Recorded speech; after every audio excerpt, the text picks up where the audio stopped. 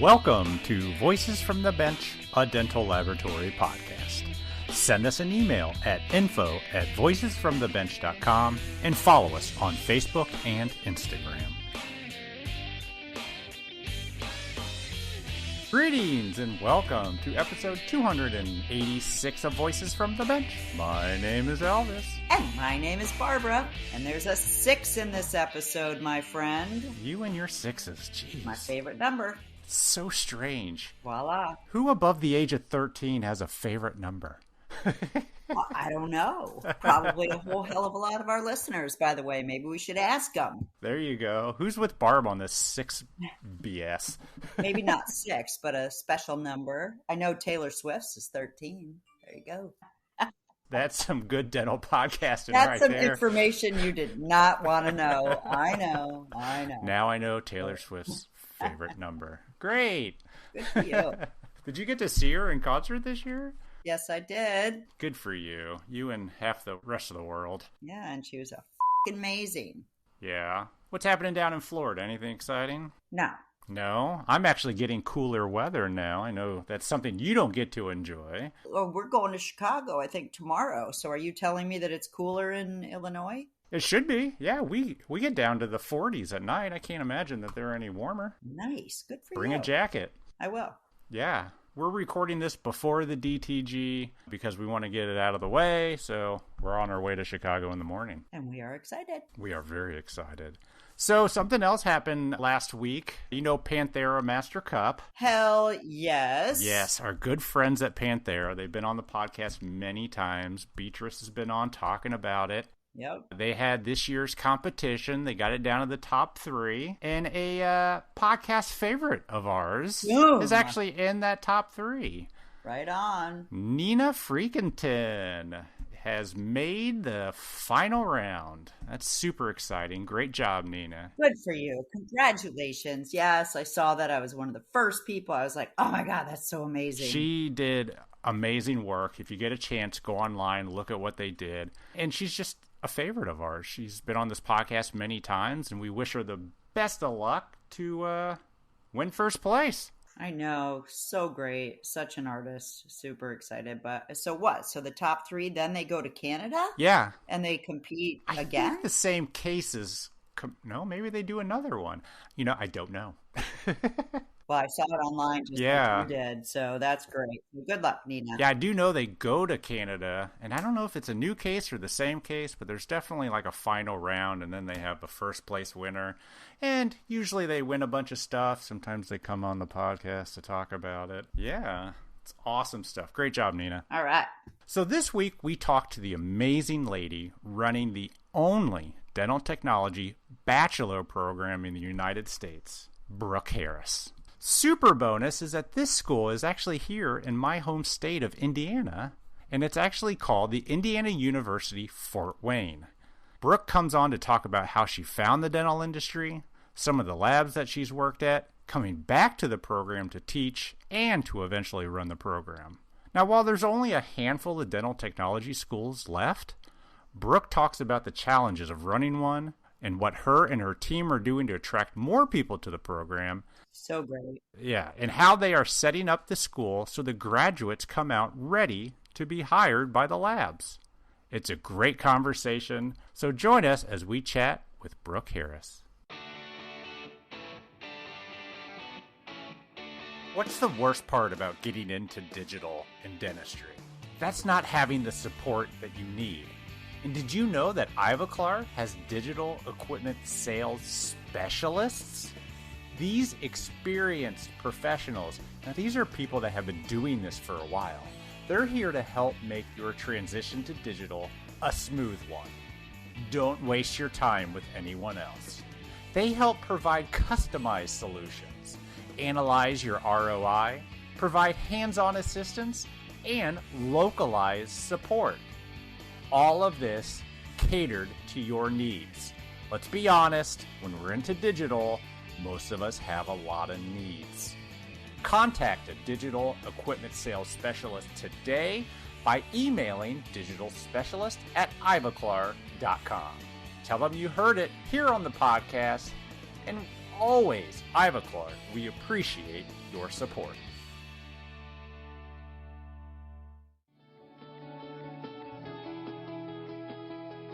Whether you're looking to elevate your craftsmanship or looking to cut back on cost, look no further.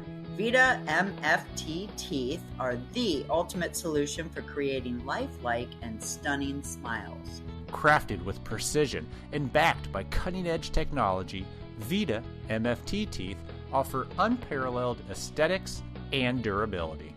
And since VITA believes in the power of experiencing excellence firsthand, for a limited time only, they are offering you the chance to get a complimentary case sample. That's right, a full case absolutely free.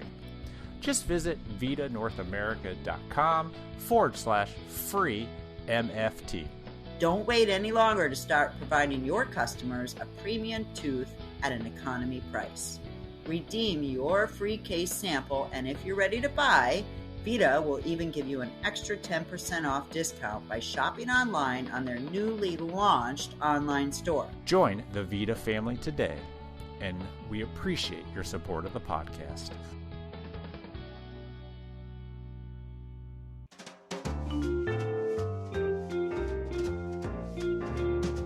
Voices from the Bench. The interview. We are excited today to welcome to the podcast probably the first person, I'm going to say this, Brooke, outside of my initial lab that I met that was in the industry that I didn't work with at the lab. What do you mean? Okay, that was a terrible introduction. I know. I'm like, what? I'm okay. I am too. Brooke Harris, welcome to the podcast. Hi, Brooke. I met you, so we're talking 2009, back when Indiana still had the spring technical meeting. Yeah. I remember I was taken to this. This is my first time going to a lab event outside of just our lab. And I walk into this room and it's you and Candy putting on some test in a room. CDT and Crep Review. Wow. I had no idea what was going on. And you were just so nice. I was fat. Well, I didn't say that. That's funny. That's what you remember. Wow. I don't remember that. And I just remember you were like my first experience outside of our lab. I was like, look at this nice lady. No. And I don't remember what you did to really make me think you were nice other than just being polite. I have a beautiful, fake, welcoming smile that people think is just very genuine. You BS'd the hell out of me that day. Yeah, I think most people will recognize that smile. I do. Yay. So, Brooke, welcome to the podcast. How are you today? I'm pretty fantastic. I'm kind of tired of this rainy weather that we are having and the end of July, but I am grateful to finally be speaking with the two of you since I think it's been a couple years since you initially asked. Yes. Yeah. Elvis told me. I was like, oh, I love Brooke. I've been bugging for a while. Yeah. The last 7 years, I have not been functioning at my normal level. So I'm back. I'm here. We're glad your mental and physical health are ready to tackle this podcast. That's right. Let's do it. So, Brooke, I believe probably everybody knows, if they don't, they do by now, that you run the Indiana University Fort Wayne Dental Lab Technology Program. That is correct, sir. But before we get into that, how did you even find out about this industry? I have told this story many times, and it can get elaborate. I'll try to keep it brief-ish. Oh, elaborate. We got an hour. I want to know all about it. So back in the year 2000, when I graduated from Homestead High School, so I actually only applied to one university, and that was Purdue University down in West Lafayette, and I was going to Purdue for the most primo education in elementary education, because when you think of schooling for Purdue, you think of education, right? No. I wanted to go. I think of NASA and astronauts and engineers. Right? Yeah. Why? Why do you think that? That's what they're known for. Oh, okay. Yeah, that college had the most astronauts graduate from. They have a beautiful engineering program and whatnot, but my two very best friends from high school were also attending. And somehow I got in and I went, And every other semester, I would get put on academic probation. Not you. I was a miserable student. And I will tell everybody this. I had one semester where I had a 1.0. I had 3 Fs and an A that year, or that semester. What was the A in? It was an elementary education science class that was also, it was hands-on. So like you went and you would do the labs that you would do with the students, like they would take baking soda and vinegar, like make a volcano. Like observing isopods in their natural environment. Like, okay, so I liked it because I'm weird. Yeah.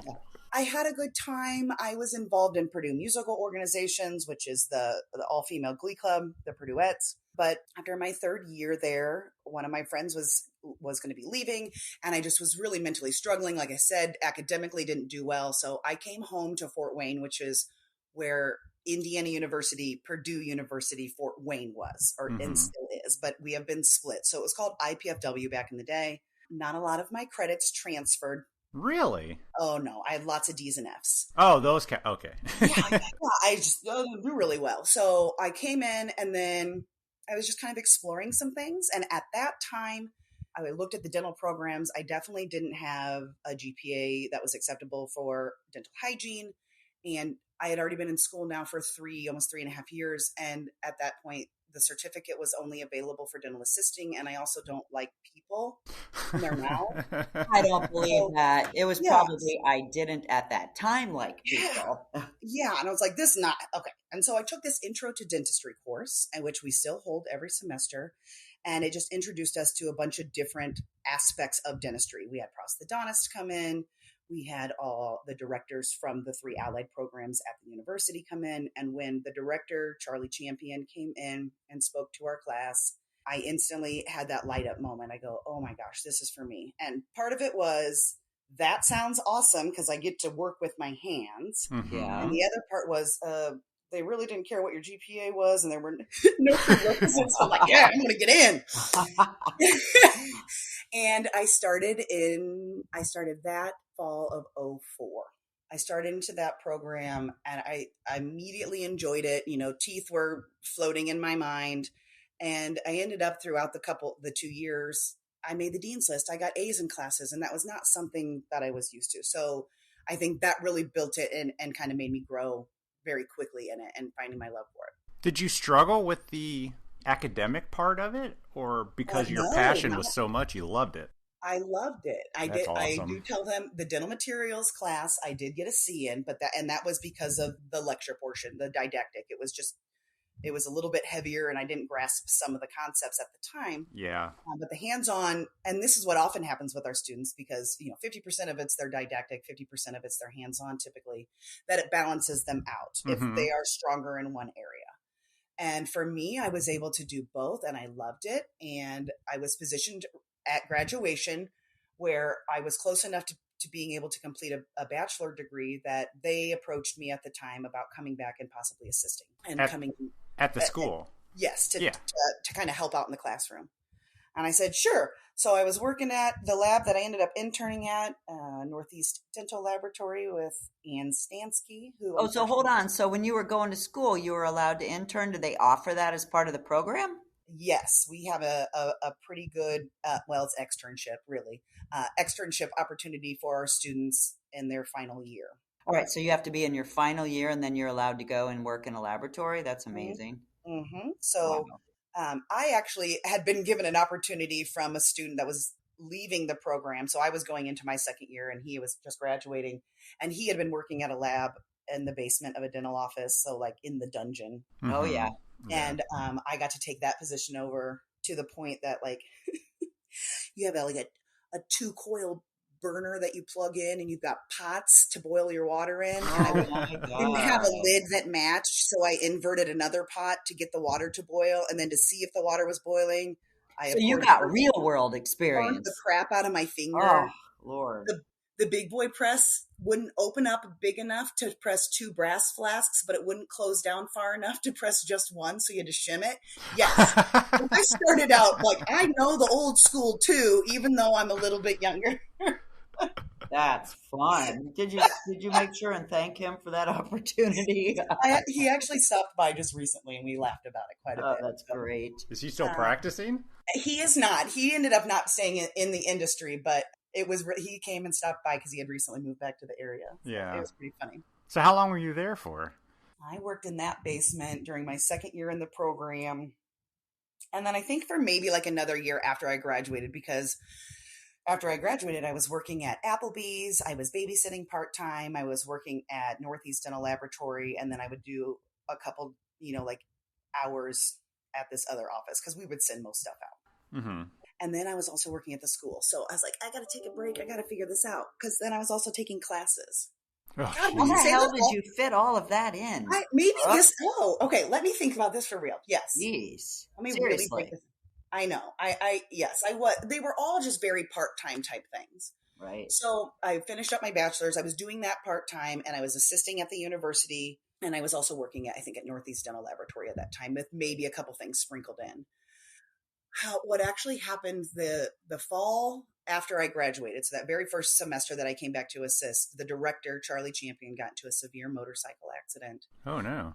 Like crushed the entire left side of his body. I don't know how that man lived, but he did, and he's still full of it. He came back, and that was in October of that year. And I know by spring break of that following semester, so less than 6 months, he was already just walking with just a cane. So he was doing phenomenally on his recovery, but the mental change of what had happened and going through life, he was ready to retire. Mm-hmm. So that really, I think, expedited how I ended up getting into the position that I was in. A few other things happened. Then Candy Ringel, now Candy Cheatham, some people may remember her from the industry. She became the director and really was my mentor in that part of my career, in the academic part. And she helped mentor me to kind of grow and end up, where I am now. She had a life change, and she took another position out of town, and the director position came up, and I did finally get it in July of 2013. I became the director of the program. So what was Candy's role there before she became director? Was she a teacher? She was. She had come on like as a part-time instructor, and then ended up becoming a full-time instructor. And then, Charlie getting in that accident. Yeah. Expedited that. So and at that point, you're still just assisting. I was assisting from 2006 to fall of 2008. And then in 2008, I started on my master's degree. Ooh. And I became they called it a grad teaching assistant at the time. So I was able to be the lead instructor for a couple courses, and with about a 50% teaching load. Wow. And did that for 2 years. Then there was only one full-time position available after that. So I worked for a year, basically just like as an adjunct. And then, so that would have been 2010, I think 2011 or 2012, I came on full-time. And then the director position came up in 2013, and I took that. Oh, wow. Well, I was there at a capacity for quite a bit of time prior to the director. So it's not like you got this because a guy got into an accident. I mean, it sounds like you earned it. I did a few things. I was around. I've done a few trainings. I've been to a couple conferences. Hey, what's the difference between being a director? I mean, obviously I know what a director is, but do you still teach some? I do. What's your, what is a director? Help me understand that. I am very lucky at my program because I know a lot of the other programs, the other CODA accredited programs, do not have as many full-time faculty as I have. So I know New York and LA have quite a few faculty members, but several of the other programs sometimes only have one. So we do have 3 full-time faculty members because we teach, I think the dental technology program currently has about 66 credit hours that we teach. Okay. So my position, I'm in charge. I do a lot of advising, recruiting, which are 2 of my biggest outside of dental passions. I just love that aspect of academia. But I also currently, and have been for quite some time, the lead instructor for complete dentures, removable partial dentures, and then the specialties that go along with those during the student seniors year. Right. And I've also been the lab instructor for the dental materials course, the first year the students have. We've had a doctor teach the lecture portion for many years now. Wow. But our new faculty member will be actually taking that course over. You have a dentist teach dental lab material? Just the materials portion. So Dr. Steve Ellenwood, his daughter actually graduated from our program several years ago, and she has continued to teach with us in an assisting capacity since she graduated. He had a passion for teaching for many years, and we had another individual that was teaching the dental materials lecture that had his doctorate in dental materials, but there wasn't as the connection wasn't necessarily there. Yeah. Then we had Dr. Ellenwood come on and do the lecture portions, and the students really, really enjoyed him. And then he started teaching a little bit in dental hygiene. And then actually last year he was hired on full time in the dental hygiene program. So this is actually probably was this past spring was his probably last semester teaching dental materials for us, because the new faculty member coming in, she has a bachelor's in chemistry and a passion for dental materials as well. Wow. Yeah. So we're really lucky. So I have some more of that administrative duties that the other full-time faculty members don't have. My position is 12 months. So we don't at this point teach courses in the summertime, but I'm there doing summer camps, helping with kit orders, reorganizing, curriculum review, curriculum revamping, all those types of things. You mentioned a summer camp. Yeah. What is that? Like I can go there and overnight and do campfires and talk about teeth? Yes, Elvis, that's exactly what we're lucky enough in the surrounding area, and I know other places in Indiana have this as well, but things like different summer camps that kids from surrounding schools can sign up for, depending upon their academics and their interests. So one that Indiana Fort Wayne has done for the few years is actually run through the IU Medical School on our campus. And they have a small group of students, 15 or less typically, and they will go to a different program each day of that week and spend 3 hours. So they'll come to us, we'll talk about our allied programs and what we're able to offer at the university and kind of what it takes as you're going through high school to prepare yourself for those careers. And then we'll do hands-on. So in years past, we've shown them how to do bleaching trays. We let them play with the electric waxers and different colored wax so that they can understand that building up. So it's a lot of analog stuff, but they love using their hands. That is so great. It is. I cannot believe that. What are the ages of these kids? I've had kids in there as young as like first graders up to seniors in high school. So depending upon what type of camp comes in. Wow, that is great. I do my best to say yes to every opportunity like that because one, it's a way for our name to get out there. Heck yeah. Yep. And it's free most of the time other than my personal, me being gone. Right. We've done events like the Boy Scouts of America had a big event on the Fort Wayne campus a few years ago, and they had different stations set up throughout the university that these kids could rotate through. And we just had our lab open and we had the clinic open so that kids could come around, learn a little bit about dental, do some hands-on stuff.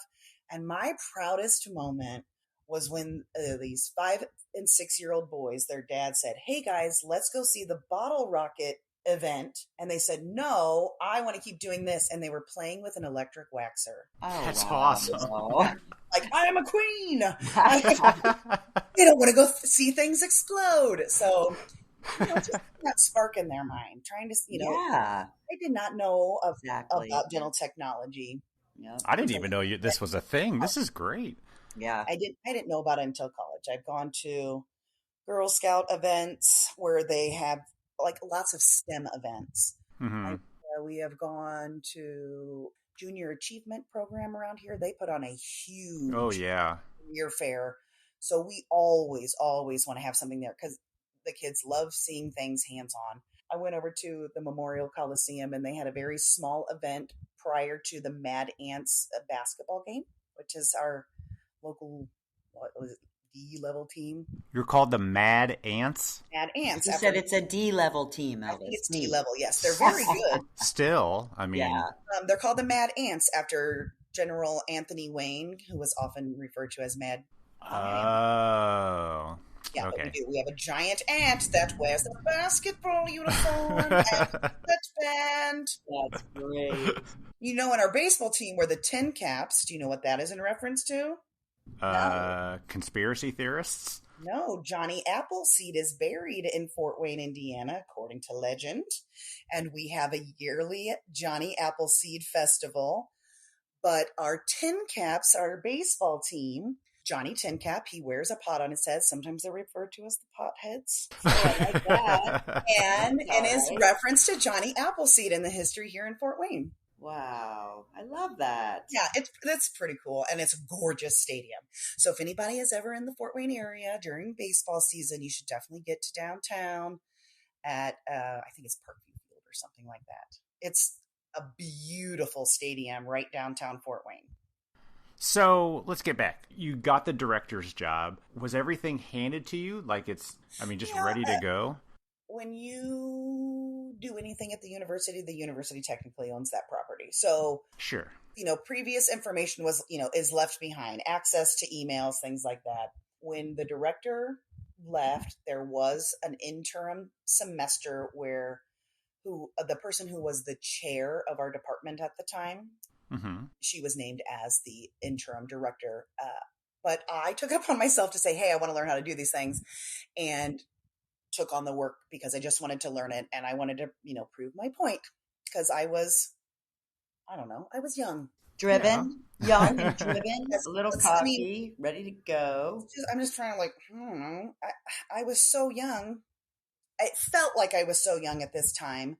And the fact that I had not been out in the industry for a long period of time, I definitely had my insecurities about that because I heard people talk about the things that I felt insecure about through, hearsay because the lab industry is chit chatty sometimes, No.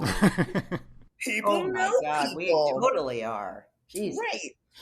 So I had my reservations. I was a little frightened of it, let's be honest, but I really was rocking it out. I did a great job. I was able to kind of really manage things, but I feel like we kept getting like squashed in areas. I haven't been able to make it grow the way that I wanted to do it. Mm-hmm.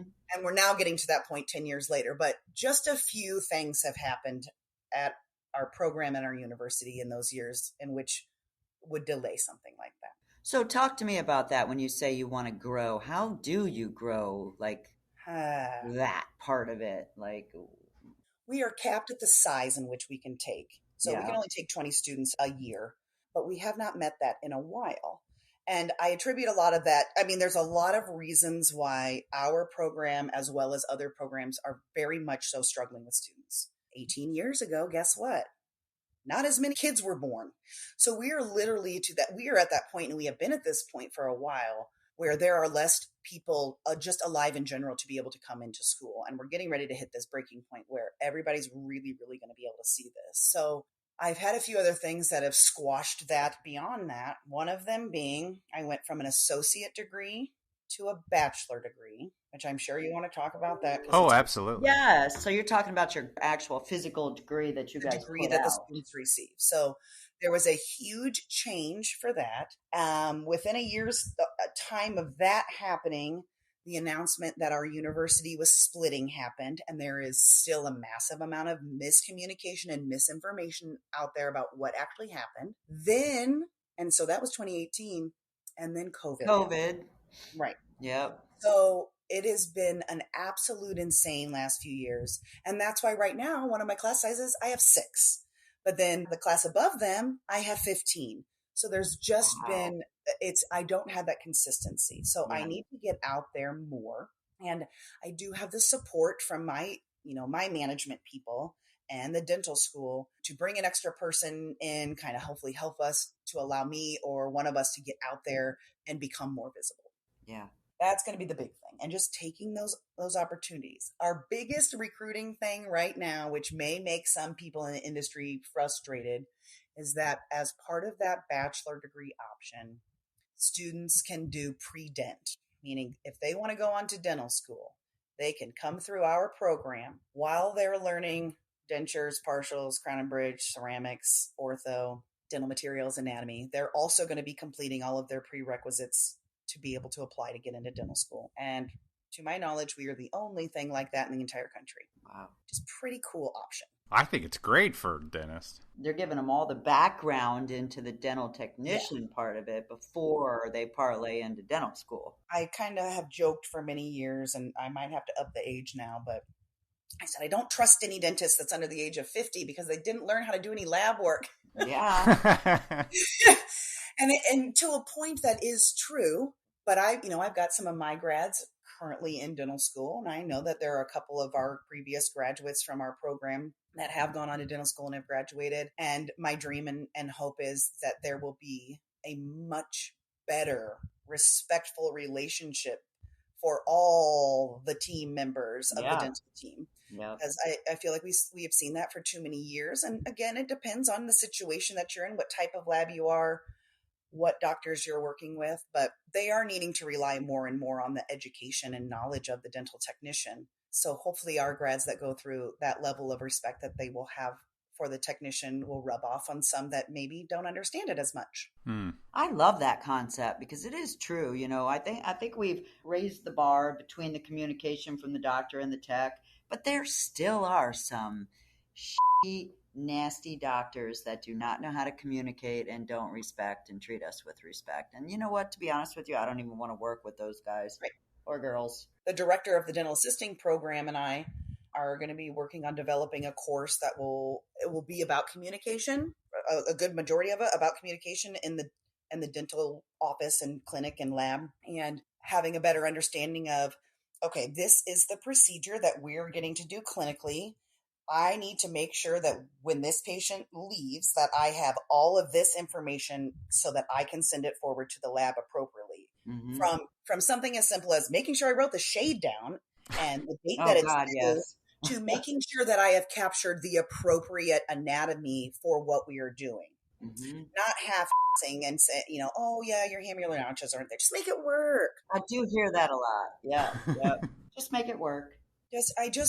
I want there to be, because in my mind, and it might be because my best friend is a dental assistant, the dental technicians and the dental assistants they really, really run that show. They're the ones that have to make that communication flow the best. And so if the technician is able to communicate, hey, I need to make sure that this, and this are going to be in the impression or your scan of the mouth before you send it on, or we're not going to be able to give you the best work that you need. And then have that effectively communicated to the dentist without hurting anyone's pride. Yeah. You know what I mean? And to have that knowledge of making sure I'm giving you the best product. I just want to open up that communication line a little bit differently. I think it's a great idea. I think the class can carry on outside of the school.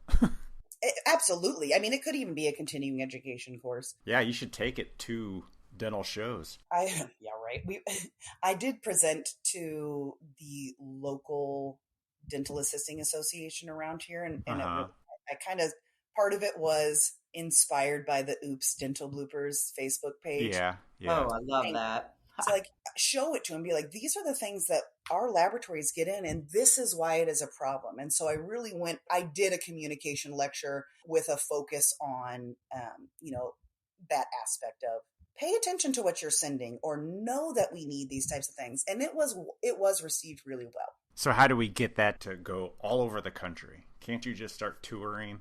My hourly rate is it's $50 per piece of paper that I have framed.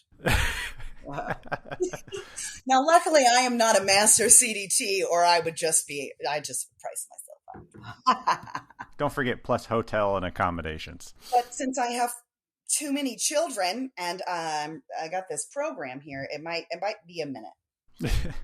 So do you take summers off? Do you get a break during summer, or are you year round? I am year round. I am there 12 months out of the year. I get, we have vacation days. I'm technically working from home right now, but I need to get into the lab because I went down to the dental school earlier this week and picked up some cases that we're going to be making for the research center down there. So I'm kind of checking out how we're going to be able to do that and then get our students involved in the fabrication.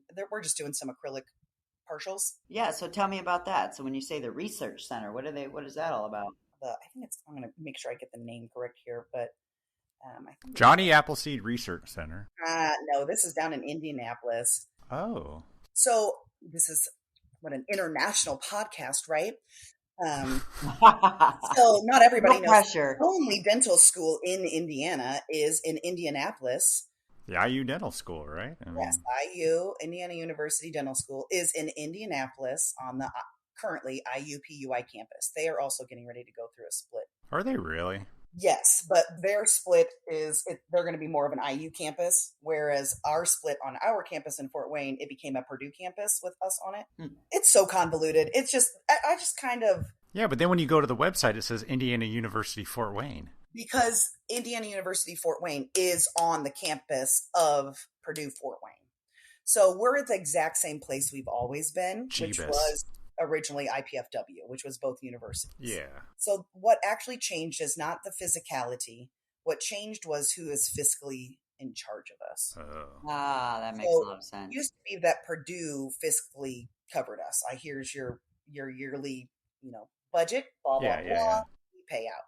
But we awarded an Indiana degree. We always have.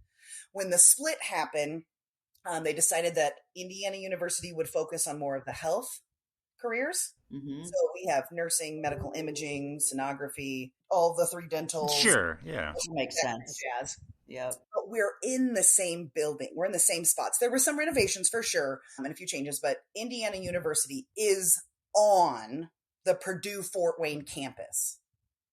It sounds so confusing, and it really genuinely isn't, I promise, but the websites are separate. So if you're looking for the dental programs, unfortunately, sometimes stuff will still pop up from the Purdue site, and it might say, we no longer offer this program, or it'll have old information, and we were having a hard time scrubbing some of that. Mm-hmm. But right now, you go to ours, and it's Indiana University. If I go to the Spirit store, what T-shirts are you selling? That's all I'm going to remember. If you were to go on, you should be able to get Indiana University Fort Wayne T-shirts, but you have to go through Fullett's. Now, here in Fort Wayne, you can get Purdue Fort Wayne shirts over at Target and in the bookstore, but it's because Purdue just has that greater presence. They are the much larger portion, obviously, of the university. So Purdue Fort Wayne is just that smaller entity within. But I did get the name. So it's the Oral Health Research Institute, which is under the Indiana University School of Dentistry. Okay. I know that they get lab work done in the area, but they reached out to us, full knowing we can't do all of their work for them. But this specific thing, they're doing lower acrylic partials with wrought wire clasps. And then they will be grinding out a portion of the buccal surface and putting a sensor in it. I have not gone any further knowing to what they're doing with those sensors and what they're testing. Wow. But that's all that we're doing right now. I've got a couple that are going to be repairs, and then they will put the sensors in it. But that will be kind of something that the students can be involved with as well. So, we like to do where they're all doing the same work all the time, but doing live work is also way more fun. Oh, sure. Knowing it's going to be in a mouth. Yeah. Yeah. And then another project that currently just me has been involved with, and we're still in the fabrication process. We're working with a pediatric dentist at the dental school. Mm-hmm. A grant that she received, and we are fabricating a pediatric mannequin for the dental students to be able to study soft tissue pathologies. So we came up with a pretty cool idea. They're 3D printing all the head and the jaw and whatever, and then we're going to have interchangeable, basically like dentures that we can put in and out of the mouth, which will exhibit different stages of dentition. Wow. So primary, mixed, different stages of cavities and other different pathologies that they're there to observe. So it won't be like where they're poking around and trying to find it. It's for observation purposes. So I'm super stoked. That is cool. Right now I'm making them old school for right now, but I think we're going to end up scanning it, and then we can probably just 3D print them so that they have the same thing. And then I've got some of the cool materials that everybody uses on the regular that we can make it look pretty and or icky, like grind it in there and make it look like it has a cavity, put the white lesions that begin the starts of caries, things like that. And you're making little kid-sized dentures. Yeah, they're real tiny. It's weird. And we do actually have denture teeth for primary denture teeth for anyone that's looking. They're called. My child is crying outside. Can you hear him? Yeah, but that's okay. This You is won't be able to edit that out. Elvis's dog usually barks, so you're good. So Wesley's just at a stage. He's fine. He just wants to cry because he knows I'm here. If I'm not here, he's an angel. Oh, I bet. so it's your fault. It's always the mother's fault, y'all. I That's think a there was a given. study recently, and they said children are 800 times worse when their mothers are present. Yep. I'm not kidding. Yep. I'll send you the data. At toddlers and teenagers. Uh-huh. So the little Bambino teeth, I'll be setting those into little baby dentures. And then I'm thinking about, like I said, scanning them, and then we could just have a 3D printer at the school. Yeah, and you're talking about all this really great technology and stuff like scanning and printing. So you guys have all kinds of updated equipment, correct? It's just now happening, Barb. That's I mean, great. we have been so far behind. Part of it, some of the financial opportunities that are available to the programs that are maybe at community colleges are not things that are offered at universities. So we have lost out on like small different types of grants in the last few years, especially since the changeover. I love our dental companies, and I would say, 10, 15 years ago, they were a little bit more generous with the university. And obviously times change, and it's not as easy for them to do that. So it has been really difficult for me to get anything in there because of, we don't have that extra funding. We worked and received a grant through the Don Wood Foundation, and they gave us just shy of $25,000 so that we could purchase the new 3Shape and another, we have a laptop so that we just have an extra station for them to work at. Then I actually had saved up some money over the years from some of the work that the students had, like live cases that they have done. And we had enough money to purchase a 3D printer. And so it's a great starter one. We got a Formlabs printer. Yep. Absolutely. We're going to revamp our ceramic room, and we're moving our ceramic ovens out of there because they really can be used in other places in the lab. And then this room should be housing our scanner and a couple seats maybe, and then our setup for the printer. And this is just opening up so many things for our students. Yeah. And beautifully lining up with them needing this knowledge for the newest certification. Aha, yeah, bingo. Yay. Ding, ding, ding. So cool. So Yeah. cool. And I know this is what our grads are needing. They are going out and they are getting jobs in the CAD, and they're really having to learn almost everything immediately on the job. Having them have that base knowledge and understand that workflow process is, that's the baseline now. And we've just unfortunately not been able to have that. So we'll be revamping our curriculum from some stuff that it's been in the past to line up a little bit better with the changes on the CODA standards and kind of where the industry is going. Yeah, I love that. So who's helping you write the new digital program? I had mentioned that Carrie Evans she had just moved back to Indiana. She is a grad of our program. She had been working out at Peebles. I don't know if we can post or talk about all that stuff, but she has been working out in Colorado at Peebles there for quite some time, and she was doing a lot on the digital and working with the 3Shape. So she'll be coming on in a capacity of helping out in the classrooms as well as some curriculum writing with me. Nice. We have another part-time faculty member who's a grad of the program who has been working with the CAD/CAM technology for a while. She just accepted a position at an all digital lab in the area that was just recently opened by some of their other graduates. So, good for them. Lots of success stories. Yeah. I know there's a lot of graduates in Indiana killing it right now. Killing it, absolutely. When I was with Preet, I got to tour and meet some of them, and they all mentioned the school, they all mentioned the program, and I'm like, awesome. Normally, they say pretty good things about us to other people. I know that there are plenty of individuals that did not necessarily have a great experience. Sometimes it was me, sometimes it was classmates, sometimes it's life. Can't win them all. Yeah, and they're out there. We're going to do our best to serve the industry regardless if we hear that you hate us or not. Yeah, totally. So we know that we're not perfect. We know that these students come out and they're not your producers right away, but they have, for those of them that really take it to heart, they have an incredible wealth of knowledge that has been given to them, and they continue to have access to the people that help to give them that knowledge in the first place. So I still get calls all the time from graduates, what would you do in this situation? But it's actually kind of gotten to the point now that I call my graduates and say, oh my God, I don't know what to do in this situation because I don't do it every day. Sure. The students are funny because they're like, you make it look so easy. Well, I've made this denture 15 times. It's the same one, guys.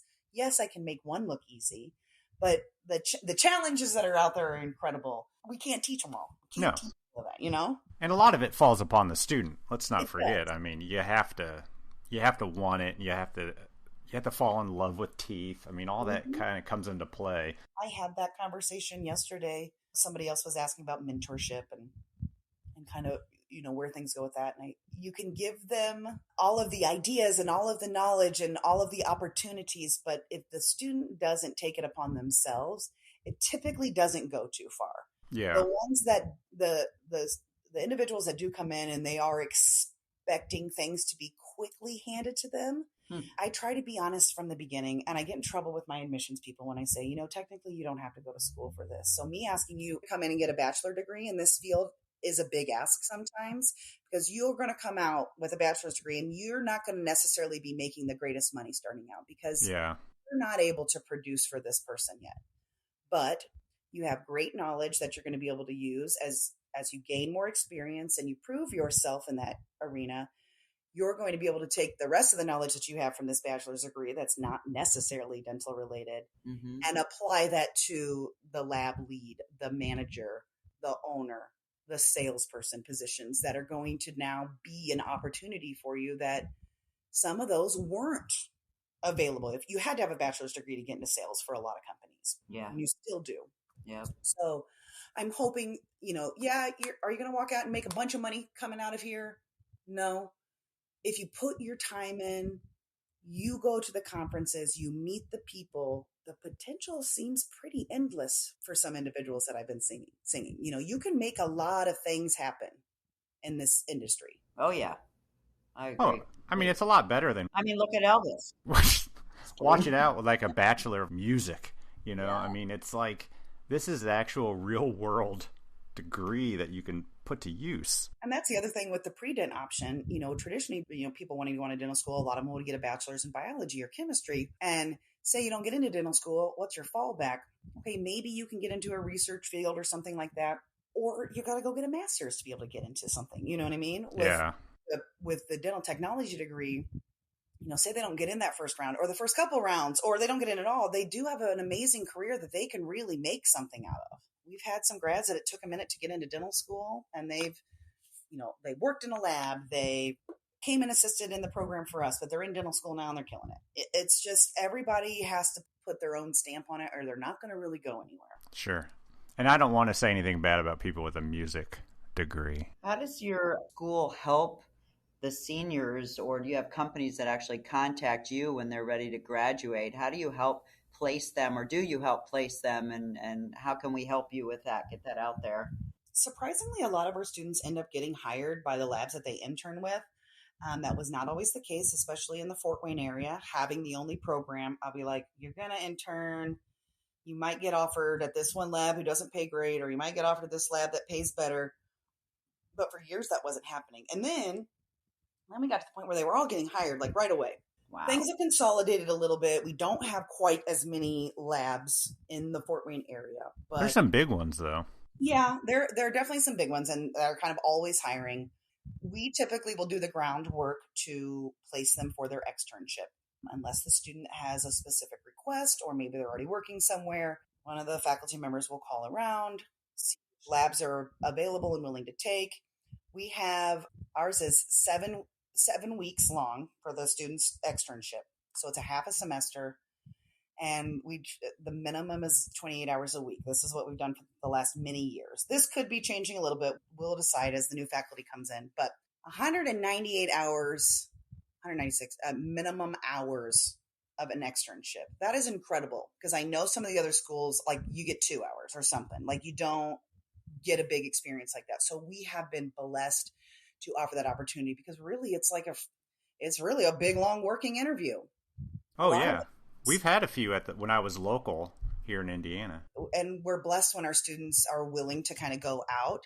And we have been lucky in years past where labs are able to assist with housing sometimes, or the student maybe has a family member in the area and they can go live with them. So our senior students have been, placed all over Indiana.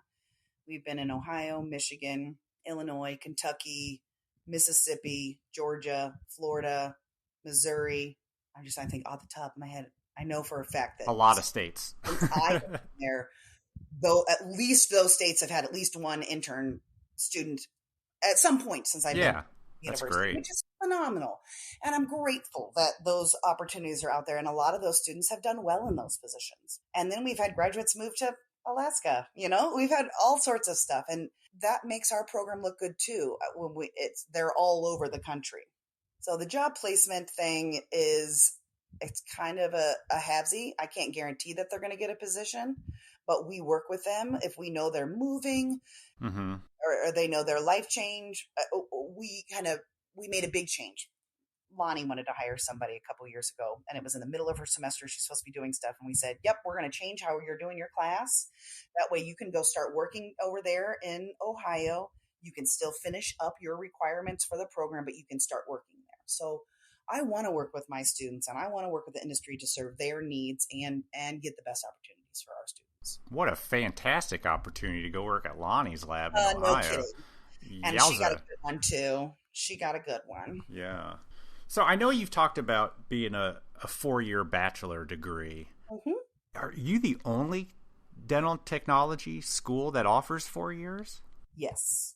Historically, I've been told of 2 others that have existed, and they ended up going by the wayside, probably because the demand's not there. I know that there used to be a good focus on like business and lab ownership. And then when I was in the process of changing this and kind of figuring out what our focus was going to be as we transformed it into a baccalaureate degree, I didn't necessarily want to go the business route. And we went more of kind of, initially it was organization, leadership, and supervision. So had some human resource stuff in there. And those courses were taught by Purdue University professors, and they were not health related for the most part. There was one really cool OSHA class, but not everybody thinks OSHA stuff is as exciting as I do. You're alone on that. Why do you think OSHA is exciting? I gotta ask. Because it is so dry and boring the way that it is typically taught. I want to teach it like Michael from The Office. Oh, I love that. Let's learn about it. And then I teach my students stupid things so they remember them. And I tell them, this is how you walk yourself over to throw your sharps away.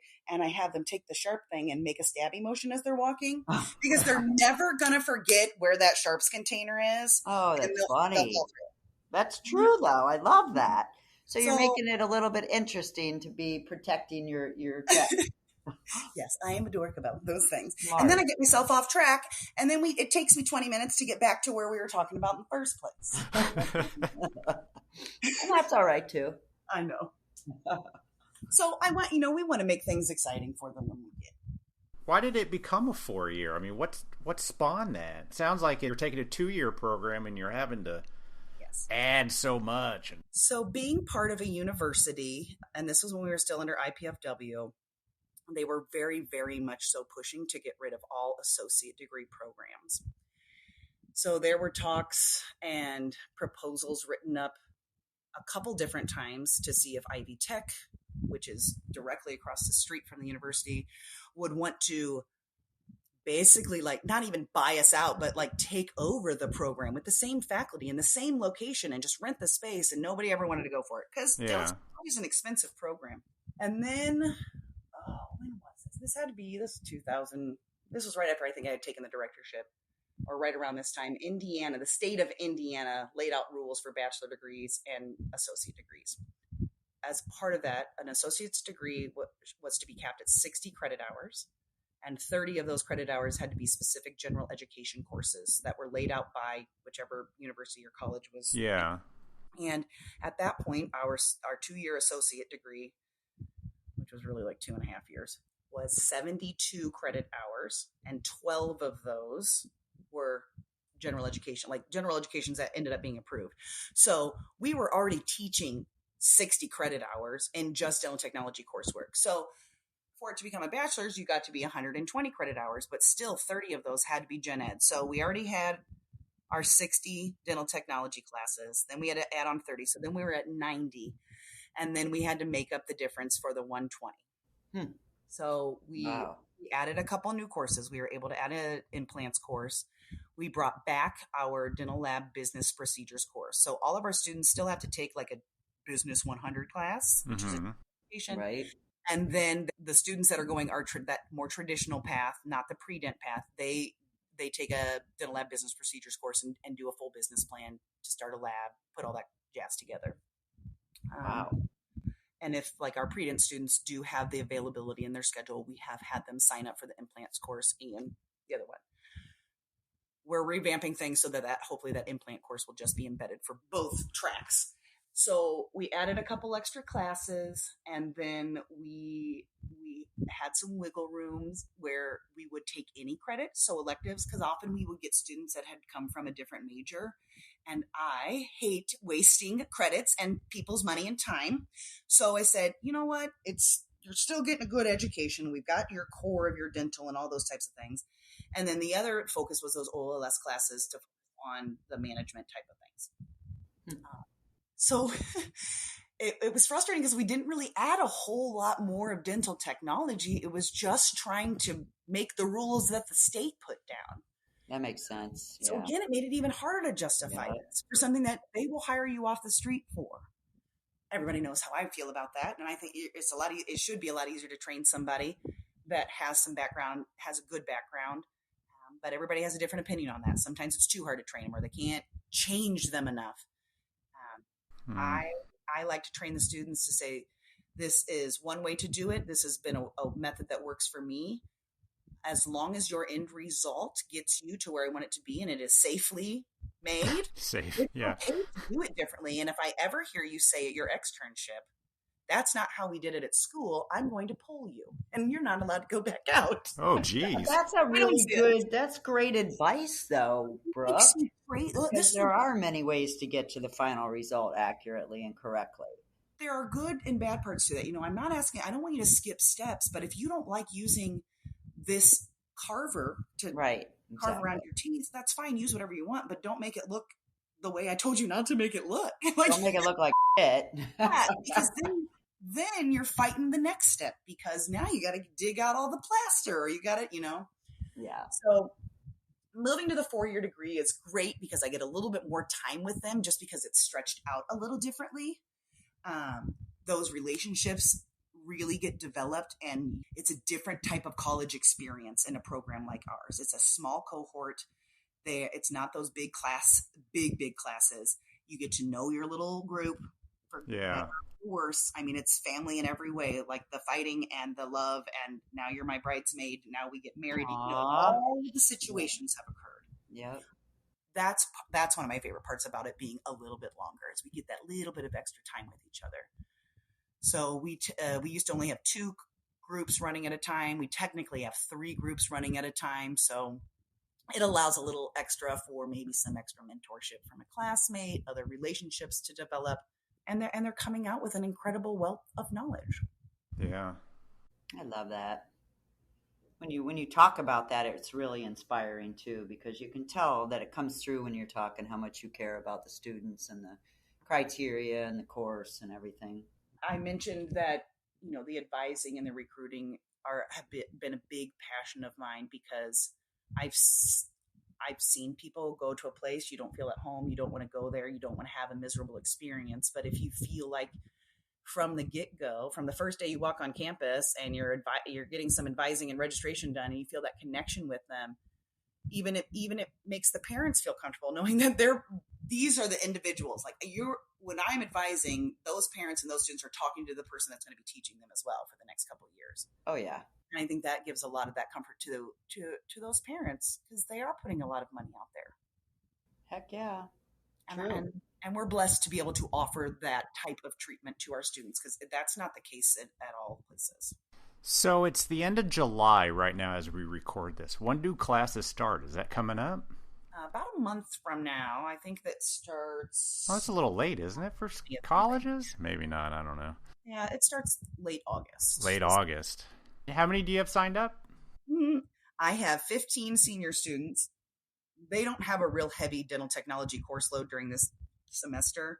It's their next semester that they have it. So they'll kind of be in and out. A few students signed up for specialty this semester because it works better for their schedule. But their classes are the online ones, so they're not in-house. So my small group who is there, they're going to be learning their first semester of dentures and partials and all that jazz. Unfortunately, is a group of 6. I adore them. It's a group of 6 girls, and literally every class period feels like we're having a slumber party. I love that. They are just a friendly, talkative, jovial group, and we'll throw on Netflix movies or Disney Plus movies, and they're watching them while they're working. I run my lab a little chicken with its head cut off, basically. Like, I'll give them a demo and be like, go for it. Let's see what happens, and ask me questions. So it's a little bit freer in some of the labs. And then we don't accept a new class until the spring semester. Actually, we made that change after COVID because we weren't really sure how that fall semester of 2020 was going to go. So we contacted the students that had applied at that time and said, hey, we're going to hold off here and not start until the spring. And I think all but one ended up saying, yep, that's no problem. I'm going to stay. But it also gives us an opportunity for those students that maybe started in one of the other programs on campus, maybe dental hygiene, nursing, and they were like, time out. No, this is not for me. And we've actually got some really, really, really good ones because they didn't know about us prior. If they had known about us the year prior, they probably would have come joined us. So I love that. Yeah, the pre-advisor is actually a grad of our program. So I've obviously got her in my pocket now. So I know that we've got a good person to support us to say, hey, don't forget there are these different options. Maybe this science class didn't go super, super well for you, but that does not mean that you can't be in a dental field. You don't have to have this class for this major, but you're still going to get to make teeth or be around the dental industry. And having that background knowledge and someone that's an academic advisor is priceless for our program because she's an advocate for us since she's a grad. That's great. That's great. Yeah, that's awesome. So people listening to this most likely are already in a lab. And I don't think we touch upon the fact that if you're already in the industry and you want to get a bachelor degree in this, it's not like we're looking for just people fresh off the street all the time. I think it's a great opportunity for someone young in our industry to get that degree to continue in the industry. You're right. And there are a couple options right now. I'm hoping that as time continues on and we can increase faculty, that we might have some different options. So because we are a CODA accredited program, they accredit just the dental technology portion. When we went to the bachelor's degree, they don't focus on that extra stuff. They're just focusing on what their standards are and what they have to look at. But we wanted an opportunity for anyone that graduated from a CODA accredited program, not just ours, to have an opportunity to contact us and say, you know what, I'm interested in this, and be able to take their graduation certificate or diploma from their program and cross off all those classes and say, okay, here are the extra courses that you're going to take to go towards getting this bachelor's degree. So if they have any other college level, general education courses, a lot of times those will transfer in and those would count. I have taken some work experience. We have some ability to take just real world work experience in place of some credits to a limit. Ooh, there you go. The one thing that had limited some stuff was when the university split, there were less online options, but then COVID happened, so there's more online options. So that should technically allow, someone in another state to be able to easily take those extra course things that they need to. The hard part would be, we are a full-time program, and we have had people come in and do part-time, so maybe they're only doing 2 specialty classes at a time. It just elongates how long they're going through the program. Sure. But it would be borderline impossible working in a lab and going through portions of the program, because that's where labs, and we have issues with the labs. If you pull them out of their rotation, it messes with your production. So yeah. And, that even runs into issues of us having assistants come in and work with us. Everybody's like, I got Friday off. I'm like, I can't hold 5 classes on Friday. Can you have Tuesday off for me? And, some people and some lab owners and managers are really flexible and excited for when that happens, and others it takes away from their bottom line. And I fully understand it. Totally. Even though I really hate them sometimes. Yeah, totally. Let's wrap up. How can people find out about this program? What's the best way? You just call me up and I'll have an hour-long conversation and talk your ear off. So right now, our website is iufw.edu. It's actually getting ready to change, but even when you get this posted, if they were just go to www.iufw.edu, it will take you to our main website and they could check out the programs. We also have a Facebook page that people can check out. I'm not super active on it, but we will often have job postings, continuing education opportunities, fun things happening around the university. Yeah. Just so people know about us. And we would love if anybody ever wants to share anything that you ever see. I also have an Instagram page. We've been talking about letting the students do a takeover, like a week takeover of it, a week in the life of a dental technician, and they would post the work that they're working on. Love it. So we've got ideas. It's just getting able to execute things when life happens. I understand. So there are simple ways. I am fairly active on Facebook. I'm out there. If anybody wants to reach out to me through there, I would. If I don't have the answer, I will find the answer for you. Brooke, that's awesome. Thank you so much. Thank you. Keep doing what you're doing. We love what you're doing. Oh, thank you. We talk a lot about how there's less and less schools, but I'm glad to hear you're still thriving. Yep. Me too. Have support, but it's still scary. You never know. And don't hesitate to ask any way that Barb and I can help. Exactly. We're happy to do what we can. We'll be reaching out. Like I said, I've got a group of 15 that I'm going to be looking for some externship sites. I think actually I did reach out to Barb about one interested in Florida. So please, if I ever call or we reach out, let us know how you can help us and we can help you. I want an externship in Tampa. My parents have a place over by Reddington. There you go. That's nice. Commute to Tampa. Awesome, Brooke. Thank you so much. Thank you. We'll talk to you soon. Bye. A huge thanks to Brooke for coming on our podcast. You and I have both known Brooke for many, many years, and we know her passion and dedication to this profession is super sincere. What she didn't talk about is all the time and effort that she put in the NBC board and also numerous education committees that help the schools keep a protocol that makes sure that they are teaching future dental techs what they need to know before heading out into the world of dental technology. If you are interested or know anybody that's interested in getting a bachelor degree in dental technology, head over to fortwayne.iu.edu. Check out the program and you could learn some more about it. I also think this would be an amazing opportunity for anybody looking to get into a dental program. Can you imagine how much better a dentist would be if they understood what labs do? I doubt it, but maybe. It's hopeful thinking. It is hopeful thinking, actually. But I do love Brooke. Thank you so much. That was really, really great. And good luck to your school and yourself and your baby and your family. Absolutely. All right, everybody. That's all we got for you. And we will talk to you next week. See ya. Bye.